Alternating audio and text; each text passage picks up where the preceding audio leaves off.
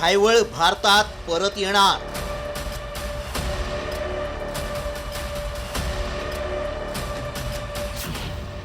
घायवळच्या वकिलाचा दावा।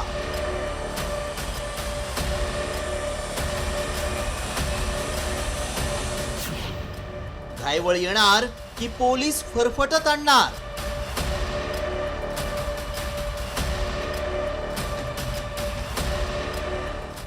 खुळखुळा झालेल्या खाकीला गंडवून निलेश घायवळ परदेशात पळाला आणि त्यानंतर पोलीस यंत्रणा जागी झाली। मात्र हाच मकोकाचा गुन्हेगार मुलांच्या शिक्षणासाठी परदेशात गेला असून तो 100% पुन्हा भारतात येणार आहे असा दावा घायवळच्या वकिलांनी केलाय। गुन्हा घडण्याच्या खूप दिवस आधी म्हणजे 9 सप्टेंबर पासून ते या देशात नाही आहेत। ते त्यांच्या वैयक्तिक कामासाठी, त्यांच्या मुलाच्या शिक्षणाच्या कामासाठी ते परदेशात गेलेले आहेत। लिमिटेड पिरियडसाठीचा व्हिसा आहे, लिमिटेड पिरियडसाठी ते तिकडे गेलेले आहेत।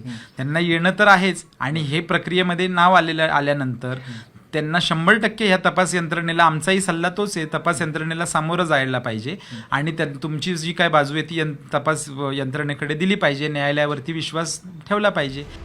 दुसरीकडे 18 सप्टेंबरला झालेल्या कोथरूड गोळीबार प्रकरणाशी घायवळचा कुठलाच संबंध नाहीये। दबावाखाली येऊन पोलिसांनी ही कारवाई केल्याचा आरोपही घायवळच्या वकिलांनी केलाय। मात्र घायवळच्या वकिलानं केलेले आरोप पोलीस आयुक्त अमितेश कुमार यांनी फेटाळून लावलेत। जे गुन्हेगार त्याच्यामध्ये आहेत, ज्यांनी तथाकथित गोळीबार केलेला आहे, त्या गुन्हेगारांचा आणि घायवळांचा कुठल्याही प्रकारचा संबंध नाही। त्यांची एकत्र कधीही केस नाही, त्यांची एकमेकांशी त्यांची ओळखसुद्धा नाही। इतर सर्व केसमधनं त्याची टोळी नाही असं होल्ड करून, असं धरून न्यायालयाने त्याची निर्दोष मुक्तता केलेली आहे।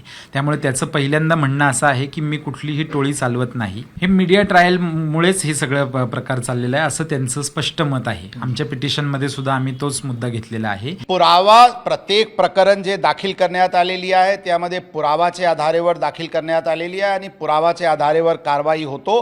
कोणी काही डिफेन्समध्ये किंवा ग्लोरिफाय करण्याच्या दृष्टिकोनातून काही प्रयत्न करत असतील त्यामध्ये कोणत्याही प्रकारचे तथ्य नाही। ते आमच्याकडे जे पुरावा आहे ते आम्ही मान्य न्यायालयात सादर करू।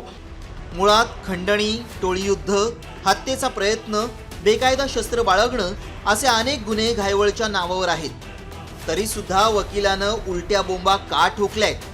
पुणे पोलिसांनी वकिलाचा दावा फेटाळून लावल्यानंतर तरी वकिलाच्या दाव्यानुसार घायवळ भारतात येणार का? आणि तो आला नाही तर पुणे पोलीस परदेशात घायवळच्या मुसक्या आवळून त्याला फरफटत घेऊन येणार का हे पाहणं महत्त्वाचं आहे। अक्षय बडवे, साम टीव्ही न्यूज, पुणे।